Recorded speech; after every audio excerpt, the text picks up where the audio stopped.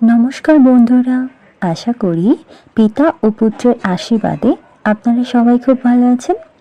নতুন বছরের শুরুটা আপনাদের সবার খুব সুন্দর কাটছে, তাই তো? চলুন বছরের এই শুরুতে আমরা সবাই জীবনের সবথেকে দরকারি বিষয়ে শিক্ষা গ্রহণ করি, যেটি বর্ণিত আছে পবিত্র বাইবেলের লুক 12 অধ্যায় এবং মথি 6 অধ্যায়ে। প্রভু যীশু তার শিষ্যদের বললেন, কি খাবে বলে বেঁচে থাকবার বিষয়ে কিংবা কি পড়বে বলে দেহের বিষয়ে চিন্তিত হইও না। প্রাণটা কেবল খাওয়া দাওয়ার ব্যাপার নয়, আর দেহটা কেবল কাপড় চোপড়ের ব্যাপার নয়। কাকগুলোর দিকে চেয়ে দেখো, তারা বীজও বোনে না, ফসলও কাটে না, তাদের গুদাম ঘর বা গোলাম ঘরও নেই, তবুও ঈশ্বর তাদের খাইয়ে থাকেন। তোমরা এই পাখিদের চেয়ে আরও বেশি মূল্যবান নয় কি? তোমাদের মধ্যে কে চিন্তা ভাবনা করে নিজের আয়ু 1 ঘন্টা বাড়াতে পারে? তাহলে এই সামান্য কাজটাও যদি তোমরা করতে না পারো, তবে অন্যান্য বিষয়ের জন্য কেন চিন্তা করো? সত্যি কি সুন্দর শিক্ষা, তাই না বন্ধুরা? আমরা কি খাবো, কি পরবো, এই চিন্তা করতে করতেই জীবনের গুরুত্বপূর্ণ সময় কাটিয়ে দিই। কিন্তু এই মূল্যবান জীবন যে ঈশ্বর আমাদের দিয়েছেন, সেই ঈশ্বরের আরাধনা আমরা করার সময়ই পাই না। কেই বা ঈশ্বর এবং তার পুত্রই বা কে, এই বিষয়ে জানার বিন্দুমাত্র আগ্রহ আমাদের নেই। আমরা তো শুধু পড়ে আছি টাকা, সম্পত্তি, খাওয়া দাওয়া, পোশাক, এইসবের পিছনে।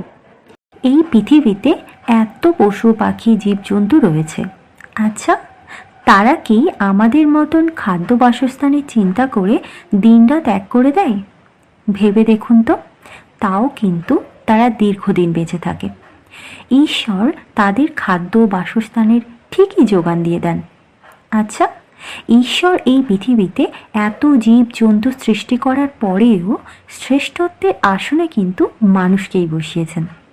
তাহলে ভাবুন, সামান্য পশু পাখিদের জন্য ঈশ্বরের যখন এতটা চিন্তা, তাহলে আমরা তো মানুষ, তাহলে আমাদের জন্য ঈশ্বরের চিন্তা কত বেশি হবে।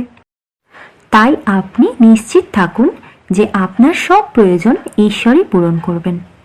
আর তিনি তো তার পুত্র যিশুকে পাঠিয়েছিলেন আমাদের জন্য, যাতে সমস্ত বিপদে আপদে তিনি আমাদের সাহায্য করেন।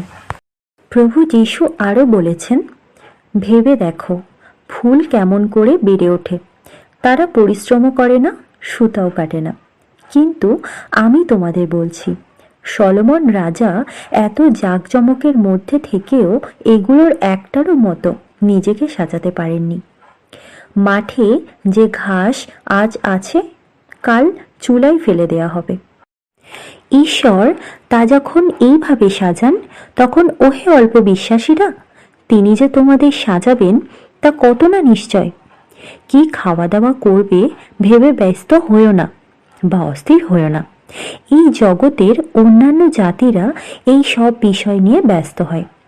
এছাড়া তোমাদের পিতা তো জানেন যে তোমাদের এগুলোর দরকার আছে।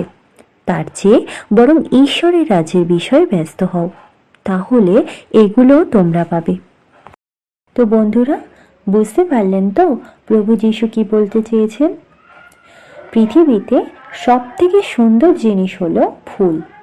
আচ্ছা, ফুল তো নিজেকে সাজায় না, নিজের সৌন্দর্য বৃদ্ধির জন্য কিছুই করে না, তবুও কিন্তু ফুল সব কিছুর থেকে সুন্দর। আপনারা সলোমন রাজার কথা শুনেছেন, যিনি সর্বশ্রেষ্ঠ জ্ঞান ও সমৃদ্ধির অধিকারী ছিলেন, কিন্তু ঈশ্বর বিরোধী কিছু কার্যকলাপের জন্য তিনিও অকালে তার রাজ্য হারিয়েছিলেন। সেই জন্যই যিশু সলোমনের সঙ্গে ফুলের সৌন্দর্যের তুলনা করেছেন। একজন রাজার প্রকৃত সৌন্দর্য হল তার সাম্রাজ্য, কিন্তু রাজা সলোমন এত মহান হয়েও তার সেই সৌন্দর্য ধরে রাখতে পারেননি। এর পরের ভিডিওতে রাজা সলোমনের সম্পর্কে বিস্তৃত আলোচনা নিয়ে আসব আপনাদের জন্য। শেষে প্রভু যীশু বললেন, হে আমার মেষের ছোট দল, ভয় করো না, কারণ তোমাদের পিতার ইচ্ছা এই যে তার রাজ্য তিনি তোমাদের দেবেন। তোমাদের বিষয় সম্পত্তি বিক্রি করে ভিক্ষা হিসাবে দান করো। যে টাকার থলি কখনো পুরনো হয় না তাই নিজেদের জন্য তৈরি করো। অর্থাৎ যে ধন চিরদিন টিকে থাকে তাই স্বর্গে জমা করো। সেখানে চোরও আসে না আর পোকায়ও নষ্ট করে না। তোমাদের ধন যেখানে থাকবে তোমাদের মনও সেখানে থাকবে। বন্ধুরা, আমাদের এই পৃথিবী কখনো নিজের জায়গায় স্থির থাকতে পারে না। এই পৃথিবীর সব কিছুও তেমনই পরিবর্তনশীল।